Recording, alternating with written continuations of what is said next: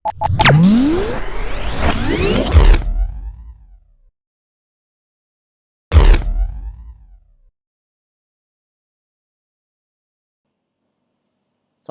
warahmatullahi wabarakatuh. Semangat pagi teman-teman semua. Di pertemuan ke-9 mata kuliah pengantar komputer dan software 2 kali ini, kita ada yang berbeda.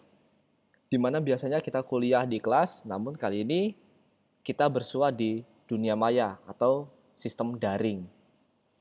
Sebelum kita mulai pembahasan materi, mari kita berdoa bersama-sama. Semoga pandemi ini segera berakhir, vaksin segera ditemukan, dan pasien yang terjangkit segera sehat. Pokok bahasan kali ini adalah perulangan atau for. Ya, jadi perulangan nggak cuma for sebenarnya, ada for, ada while, dan ada do while. Jadi yang kali ini kita belajar atau bahas adalah for. Tujuan materi ini disampaikan adalah mahasiswa memahami jenis-jenis pengulangan dan penggunaannya, serta memahami elemen-elemen dalam pengulangan. Poin kedua adalah mahasiswa dapat menggunakan notasi pengulangan yang sesuai dan benar. Mahasiswa dapat memanfaatkan jenis-jenis pengulangan dengan tepat dalam menyelesaikan persoalan-persoalan sederhana yang diberikan. Oke, masuk ke slide berikutnya. Nah, ini contoh nih, menulis 1 dan 2.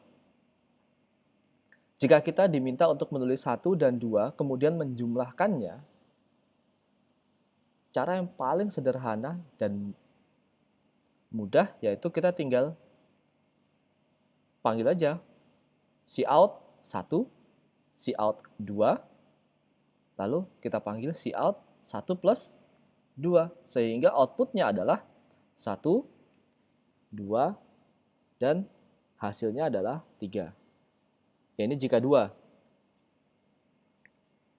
Jika 3, oke, masih sedikit. Tulis 1, 2, 3, lalu jumlahkan. 1 plus 2 plus 3. Sehingga hasilnya adalah 1 plus 2 plus 3. Dijumlahkan semua, hasilnya adalah 6. 10. Oke, 10 masih mudah ya. 1, 2, 3, 4, 6. Lanjut sampai 10. Berikutnya dijumlahkan. Output 1, 2, dan sebagainya sampai 10. Lalu dijumlahkan sampai mendapatkan jumlah 55. Oke, sampai sini paham? Lanjut lagi. Itu tadi 10. Gimana kalau 100? Oke, udah mulai capek ya. 100, kita nulis 1, 2, 3, sebanyak 100 kali. Lalu dijumlahkan. 1, 2, 3, tambah 4, tambah 5, tambah 6, sampai 100. Ada yang masih bisa?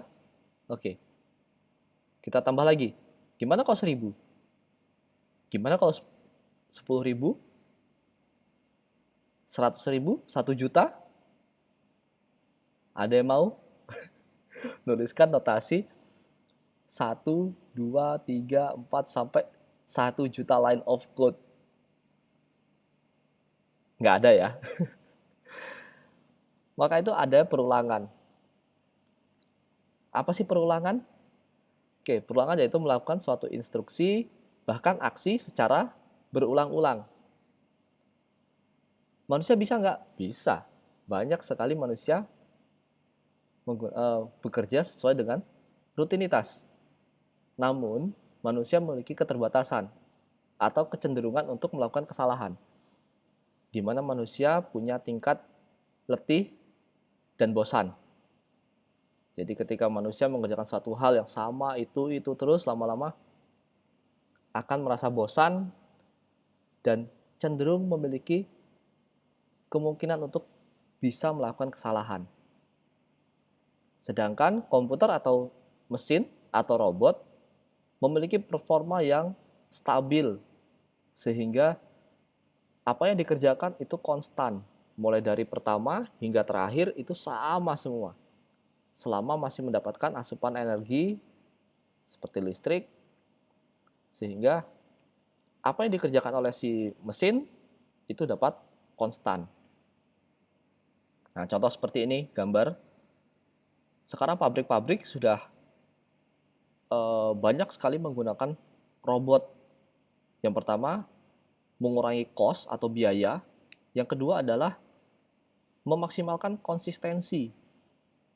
Jadi pembuatan mesin dari A sampai Z itu sama semua. Berapapun jumlah mesinnya itu akan konsisten. Sehingga memudahkan juga untuk proses untuk quality assurance. Seperti itu. Oke, berikutnya adalah pengulangan atau looping, di mana setiap looping itu memiliki kondisi perulangan atau ekspresi logik, dan ada pula badan pengulangan. Nah, badan pengulangan ini yang akan kita repeat berkali-kali. Jadi ekspresi logik itu isinya adalah titik awal, nilai berapa yang ada, dan titik akhir, di mana dia berhenti, dan untuk pengulangannya itu adalah apa yang akan kita ulang, apa yang ingin kita ulang. Jenis-jenis notasi perulangan tadi sudah saya jelaskan, saya singgung di awal.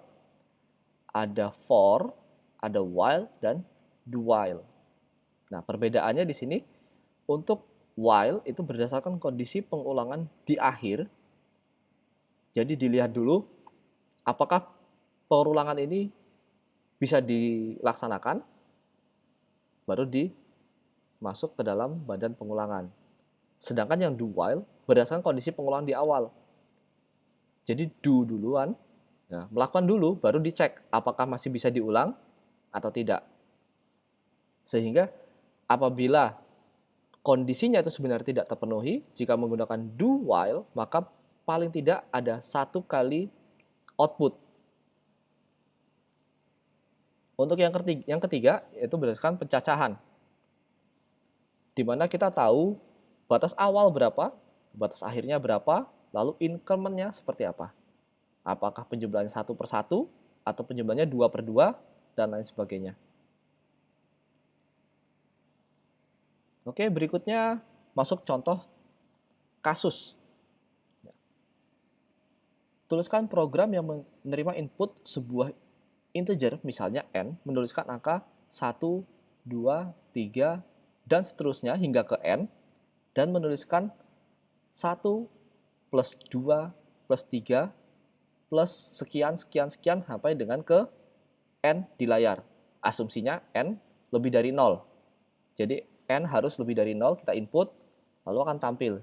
Contoh di sini n 1 tampil layar 1. N 5, 1, 2, 3, 4, 5 dijumlahkan 15 dan lain sebagainya. Oke, kita akan masuk codingnya dulu. Kali ini saya menggunakan compiler online. Jadi yang streaming pakai Android pun nanti bisa coba-coba untuk coding langsung dari handphonenya. Jadi bisa buka aja websitenya ini, langsung bisa di coding. Oke, kita akan coba untuk buat perulangan yang sederhana dulu deh. Katakanlah di sini kita for integer i sama dengan 0, i kurang dari katakanlah 10, i plus plus. Nah, ini akan saya jelaskan dulu. Integer i sama dengan 0 ini artinya apa sih? Ini adalah nilai awal atau batas bawah.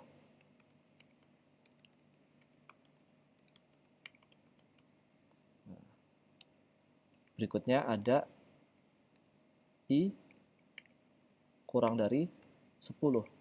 Nah, yang ini adalah batas atas atau nilai akhir.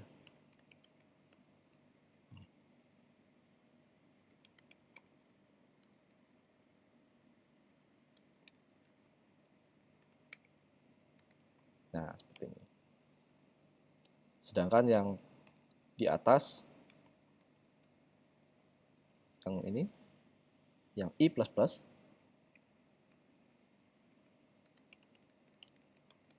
adalah increment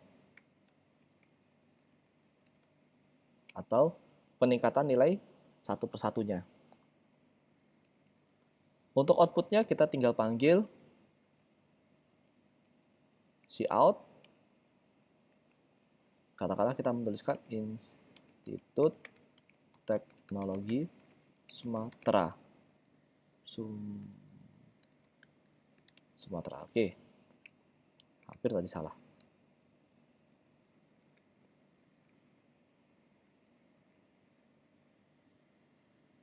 Inline. Nah, sekarang kita run.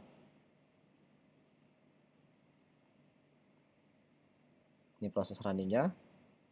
Maka hasilnya adalah Institut Teknologi Sumatera. Ini ada beberapa, harusnya ada 10. Nah, cara kita paling gampang adalah kita tinggal tambahkan di sini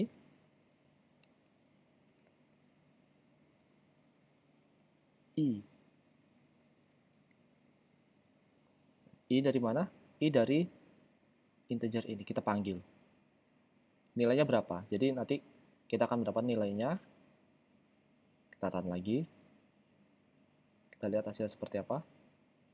Nah, kelihatan ya. 0, 1, 2, 3, sampai dengan 9. Kita juga bisa tambahkan ini jadi 1. Ini jadi kurang dari sama dengan 10. Berarti nanti nilai akhirnya adalah 10. Kita coba lagi. Nah, benar saja. 1, 2, 3, sampai dengan 10. Oke. Coba kita lihat kasus yang seperti tadi. Tuliskan program yang menerima masukan sebuah integer n dan menuliskannya angka 1, 2, 3 sampai ke n dan menuliskannya ke layar. Oke. Kita coba. Ini saya hapus ya. Nanti kalian bisa lihat lagi di videonya. Kita punya pertama adalah tulis integer i saja, integer i, lalu kita for, nah i-nya ini kita buang, integernya kita buang, jadi i saja. I kurang dari 0, i sama dengan 0, i kurang dari, nah ini kita ganti, jadi integer n. Jadi kita ganti n. I++. Nah, karena kita harus menjumlahkan, maka kita tambahkan juga di sini integer jumlah.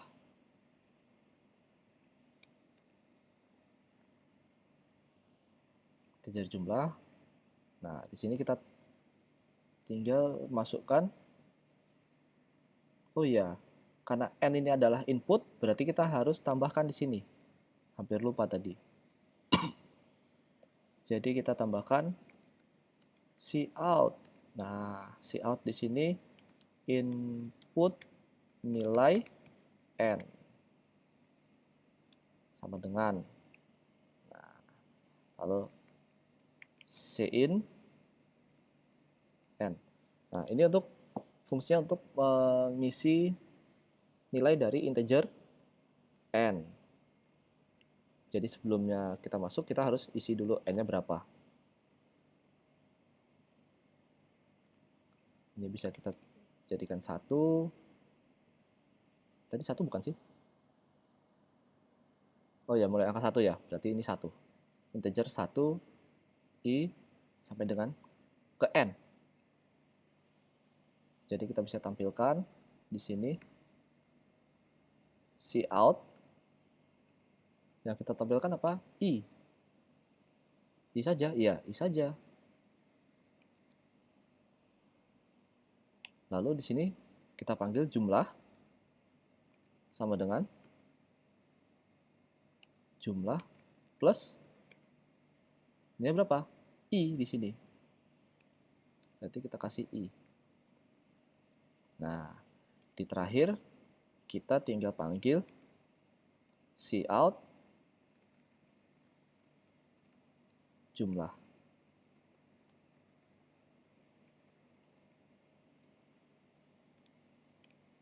Oke, kita coba sama-sama. Run. Masukkan nilai N. Kita coba 4. Harusnya 1, 2, 3, 4. Jumlahnya berapa? 10 kalau nggak salah.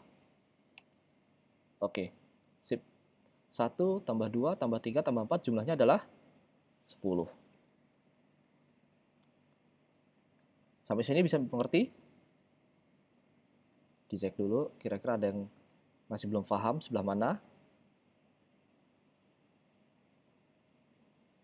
Yang belum paham nanti bisa ditulis di kolom komentar atau bisa bikin pertanyaan di kuliah.itera.ac.id.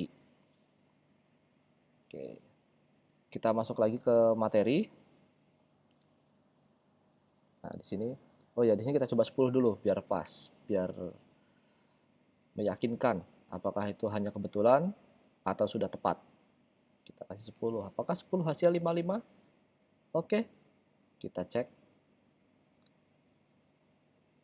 Input N 10, 1, 2, 3, 4, 5, 6, 7, 8, 9, 10 hasilnya adalah 55.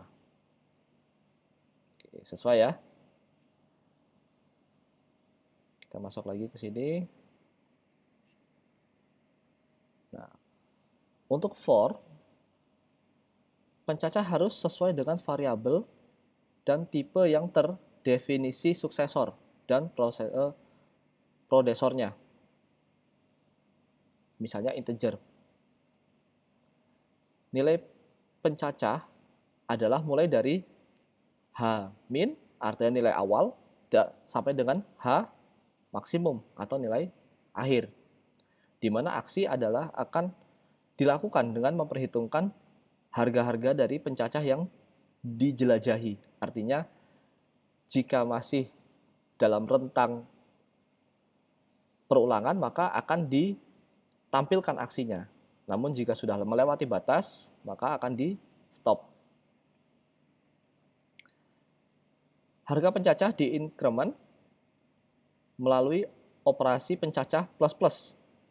Nah, pencacah plus-plus bisa kita ganti juga sebenarnya. Bisa plus I plus sama dengan 2, I plus sama dengan 3. Itu untuk kelipatan perulangannya. Tapi di contoh ini kita menggunakan I plus plus atau I plus 1. Pencacah sama dengan pencacah plus 1. Setiap aksi yang selesai dilaksanakan, maka ada penjumlahan satu tingkat.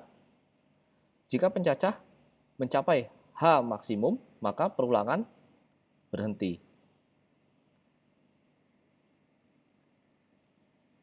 Untuk bentuk umum dari loop dalam bentuk for, ini contohnya seperti ini. For inisialisasi pencacah, lalu kondisi perulangannya seperti apa, tadi sudah saya jelaskan. Lalu next pencacah, ini tadi bisa I plus plus, bisa I plus sama dengan sekian, itu nanti bisa dituliskan di sini.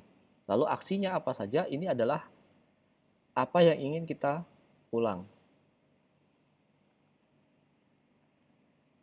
Contoh seperti ini, inisialisasi aksi, masuk ke inisialisasi pencacah. Jika inisialisasi aksi dan pencacahnya sudah sama, sudah ada, maksud saya, masuk ke kondisi perulangan. Kondisi perulangan, jika dia true, maka dia akan melaksanakan aksinya, lalu diputar lagi selama masih dalam kondisi perulangan. Gitu. Jika tidak, maka langsung turun ke next pencacah dan terminasi.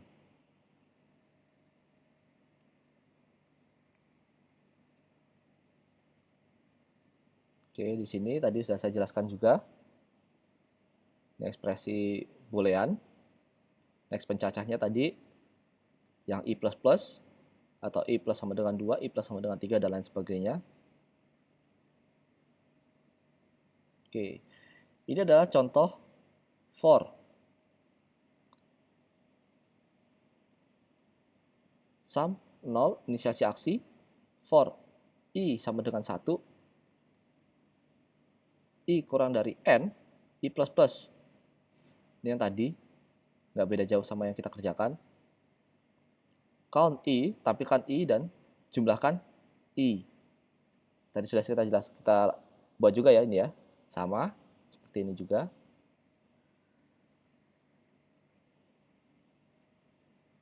Oke, latihan soal. Silahkan kalian coba-coba sendiri. Buatlah program dengan menggunakan perulangan for. Nah, di sini sebenarnya sudah ada solusinya, tapi nanti kalian berusaha sendiri dulu. Silahkan bagaimana caranya.